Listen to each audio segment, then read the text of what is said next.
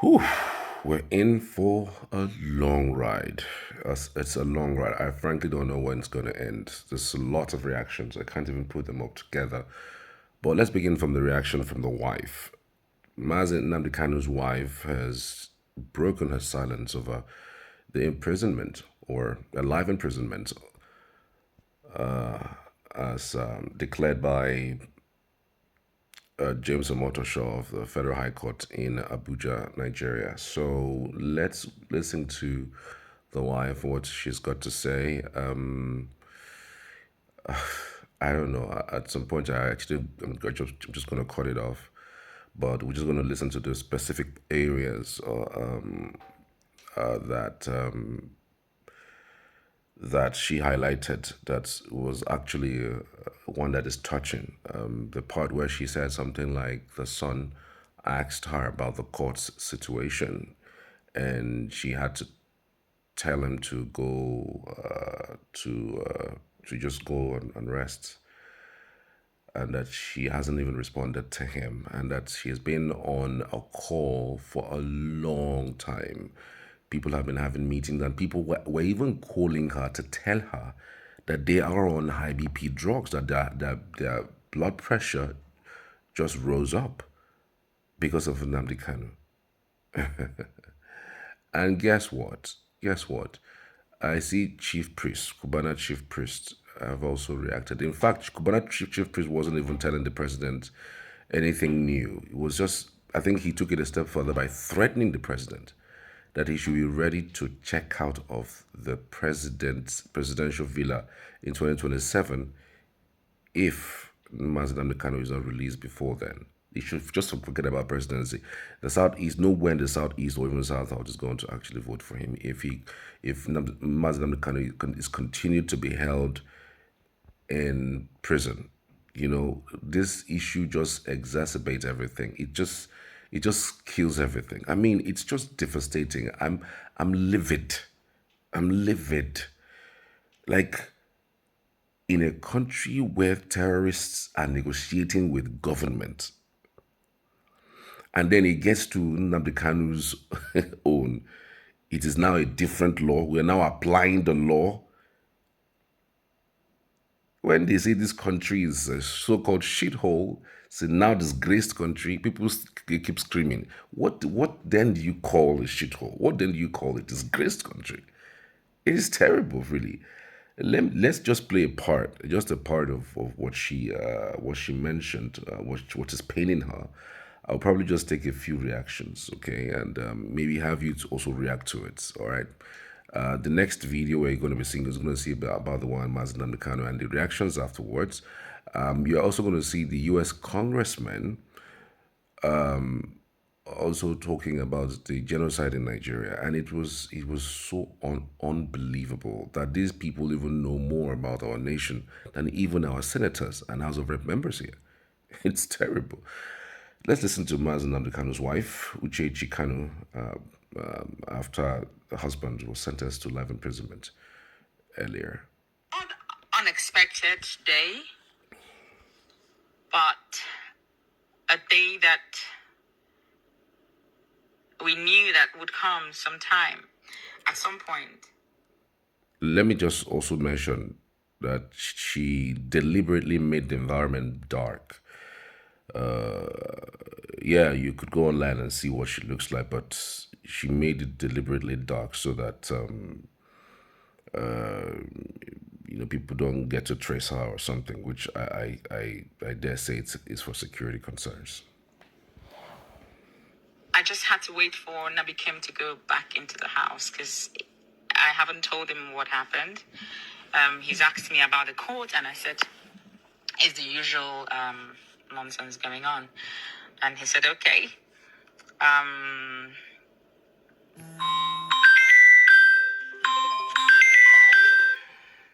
The calls have been coming in. Sorry, I'm just getting a call. I have been on call since last night. I have not slept. Considering that I'm still recovering, I have not slept not one bit, I and can I've been on imagine. calls and meetings, and some people were calling me that they were on high blood pressure I'm and telling things, and I you. thought to myself, what do you want me to do? What do you expect me Oh, to do? jeez. I can imagine. Terrible. We have seen what transpired today in the court between Nnamdi Kanu and the kakistocratic. I have always called Nigerian government kakistocratic government of Nigeria. What happened today is not something unprecedented. It is something that we know that this is what they want to do, even though some people don't realize that, but this is something that has been planned, prepared a long time ago. Although at some point, we would have averted or evaded this type of behavior in the past, but notwithstanding, God alone understands why it has to come this way or go this way. Mind you, this is not about some political misunderstanding or misconception happening anywhere. This is about Biafra. So if we understand what Biafra is and understand what it entails and understand the people behind Biafra, the unseen hands and the seen hands, then we will understand what this whole thing is about. Also, if we understand who we are as the Igbo people, Igbo, there is something about us that the enemy does not want to board. We are very special. I keep saying that. And at some point, God, in his infinite mercy, would make us known as he has purposed us to be. So I need to be fast so I can go back in. I'm in the car trying to make this quick video before going back in, because Nnamdi Kim will come out now. I don't want him to hear me. In Nigeria, a judge cannot ask a defendant to open a defense on terrorism-related charges without reading out the written law under which the court is trying that person. Okay? So the Constitution of the Federal Republic of Nigeria, 1999, as amended, Section 36. I'm sure that is very familiar to everyone now.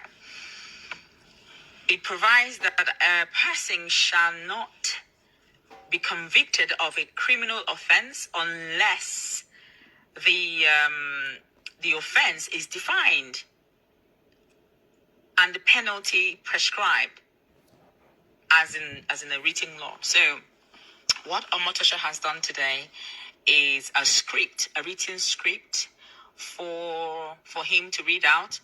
Everyone could hear him. Everyone could see that he was reading a script handed over to him, and that he could barely read out some of the words in his own very written judgment. Absolutely. How interesting. Absolutely. How interesting. I've had to quickly tweet and post the travesty of justice today regarding how Omotosho ignored the Constitution's requirement that no one can be convicted under an unwritten or unknown offense. He forced Nnamdi Kanu to take a plea under a repealed law, which Nnamdi Kanu refused. So show me where it is written before I can enter into a defense. And that never happened. Omotosho refused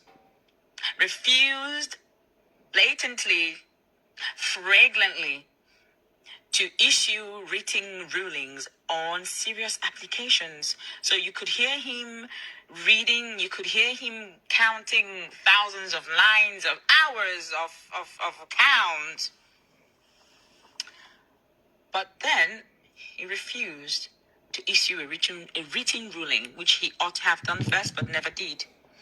He told Mazi Nnamdi Kanu to put all objections in a final address, then blocked the final address. So if you were Mazi Nnamdi Kanu, you will be as outraged as Mazi was this afternoon. You cannot ask me to put my final address, put it down, write it down, and then you block it. And you block it. So Mazi Nnamdi Kanu has right.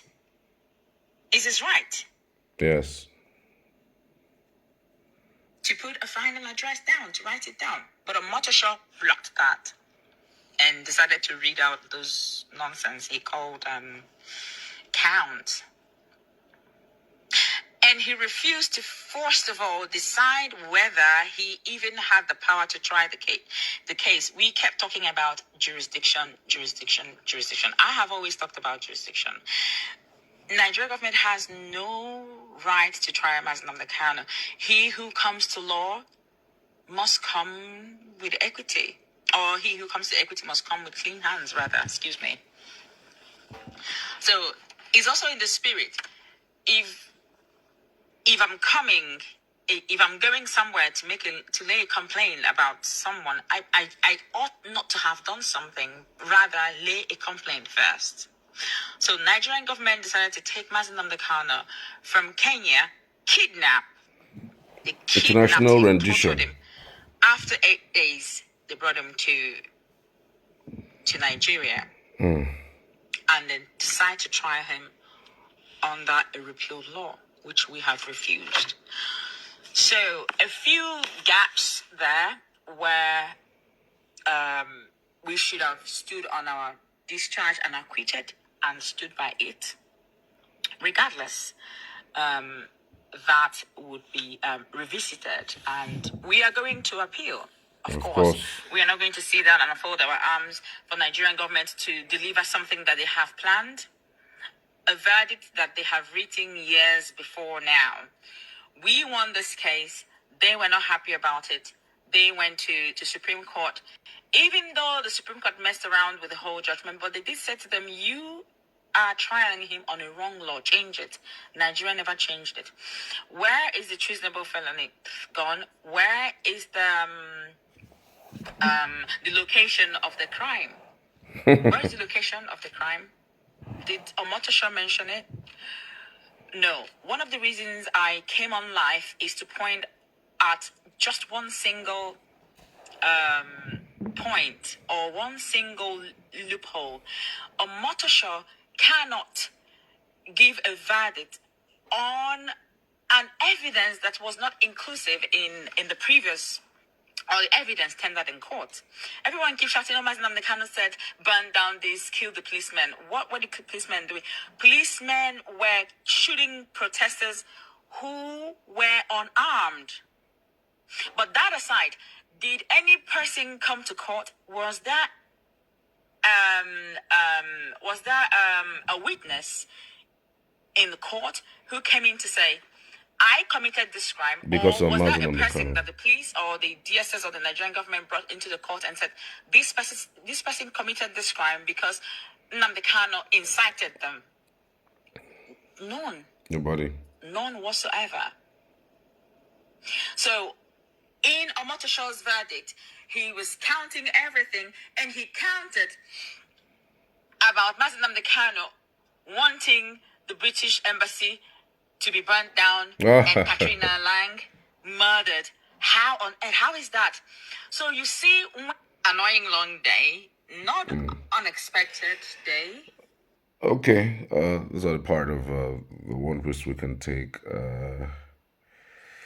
Let's just take one or two reactions from the people who have reacted. This one says, Ndibo, for how long are we to suffer this? A beautiful tribe blessed with wealth and wisdom. All the enemies of Ndibo will die in shame and regrets. You are a strong woman, Nim, and may God use those children to bless you richly. I know that one day Mazi will come back home, and that will happen soonest. This one says, try my room while we get sense. Actually, basically saying she's sensible. This one says, when Igbos understand themselves, we won't be divided. One Ibim, you are married to a fearless man. This one says, it's been prepared a long time ago, planned, sealed, and executed, all planned. Understand Biafra, remember Ojuku. These people know we are so special and seeds. My next life, God please bless me with an Igbo blood. I see why. School is not a scam. This one says, I'm sure the person loved the presentation. Could this be a strategy to destabilize Abia State, considering the progress and pressure to join APC? What's the aim? Abia State is transforming, and citizens are being encouraged and planning to come home to Xmas. Abians should be at alert. What's this? What's his crime for life imprisonment? Is a good question. This woman is just trying to be strong. She's just holding her tears. She can't tear up because she knows her husband needs her to be strong and never show weakness. This is where I applaud she and her husband. What do you think? Tell me in the comments. I'd love to hear from you as always.